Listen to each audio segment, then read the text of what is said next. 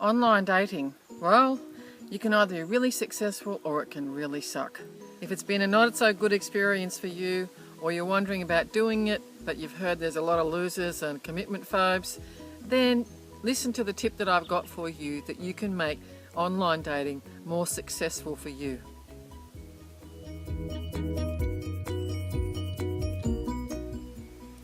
Hi, I'm Jenny McFadden, the Love Whisperer from Oz. I've talked to lots of women who've said, there's so many losers out there, it just doesn't seem to work for me. I've also talked to other women who said it's been the most fantastic experience and they've had these most wonderful men that they've met online. So I'm just wondering, what's it really all about? What makes the difference between attracting in someone that you really want and attracting in, someone that you don't really want? When I asked the women who were really successful in online dating, who really found, this is a magic place and they attracted in so many wonderful men, and I asked them, what is it that you think is really at the heart of what makes this a successful thing for you? And what they told me was self-confidence. One of I think the biggest things for women is appearance. That confidence and appearance, self-love, self-approval and appearance seem to go together. So I want to talk about how can you be more self-approving when it comes to your appearance. And there are two stories I want to share with you. The first is one of my clients who was struggling. She's a very curvaceous woman, very actually curvaceous, this kind of, full-figured, but very curvaceous. And she was working on, how can I be more self-approving? And so I asked her, what is it about yourself that you actually like? And she said, well, I like the fact that I have curves. And I said, well, what is it that you're reminded of? What does your shape remind you of? And she said, well, because she was a waitress at the time, she said, I'm reminded of the big salt and pepper shaker that I use in the restaurant. And I said, well, what about if whenever you use that salt and pepper shaker, actually it's a pepper grinder I think, that you remind yourself about your beautiful shape, that you notice this beautiful curves, that you appreciate the curves, that you say to yourself and you think to yourself every time you use it, I'm a curvaceous and beautiful woman. And the next time I saw her, she said, that worked absolutely so well. It was a bit like it was the cue. It was the cue for how to remember to say that to herself. And I think this is one of the key things, is it's what we do inside ourselves that really counts. Self-approval comes from the inside, and the more that you can notice the qualities you appreciate about yourself, and when it comes to appearance, finding a part of yourself that you actually do really like.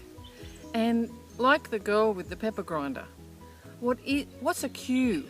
What's something you could connect it to that every time that happens, so if you've got great ankles, every time you put on a pair of shoes, is to say to yourself, you know what, I love my ankles. I've got beautiful ankles.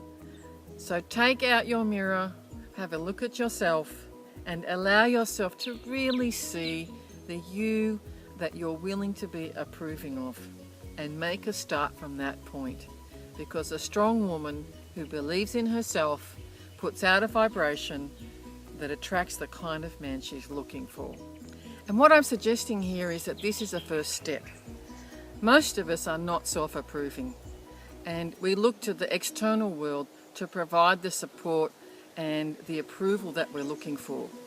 But there's a catch with that.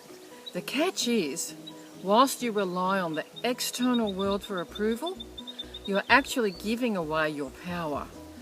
Because what if you don't get the approval you're looking for, and you can begin to feel that you are powerless, that you have no control, that you are unsupported, when in actual fact you can support yourself. And the second story I want to share is one of my own. In terms of coming to terms with my own appearance, I decided I'm going to go swimming. I'm going to put on a swimming costume and go swimming, which strikes great fear into many women, I can tell you, and I know many of you will relate to this story. So I needed some thoughts that would support me in doing that. And this is one of the things I teach in Love and Be Loved in Return, which is how to change your thinking to support yourself rather than look to the outside world to provide the feedback or the support that we're always looking for, that the strength is actually within you. And so I had a number of thoughts, and I remember them to this day because they worked. And I took my towel and I put it down, and I thought to myself, you know what? Here I am. Have a good look, because I won't be here very long. And that was one, I remember thinking that to myself. It was a bit like a challenge and a sense of strength. It's like, you know what? I'm okay exactly as I am. And I got to this point and I looked down, and in the pool this guy was looking back at me. And for a moment I had that second of fear of like, oh my God, someone's looking at me and thinking, how fat is she, or you know, how awful. And then I saw the look on his face wasn't what I expected. And I don't really know. All I can tell you is it probably wasn't the look of a guy who was disgusted. So this taught me a great lesson. And from that day on, it was a bit like the world providing me with the feedback that, you know what, stop judging yourself and just allow yourself to be you.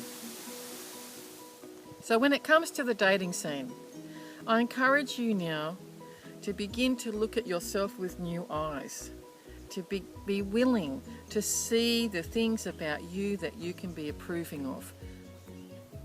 If you've enjoyed this video and you'd like to hear more of what I've got to say, I'd love to share it with you. Go to my website, www.loveandbelovedinreturn.com. If you enjoyed this video, please like it, write me a comment. I would love to read it. Thanks for joining me.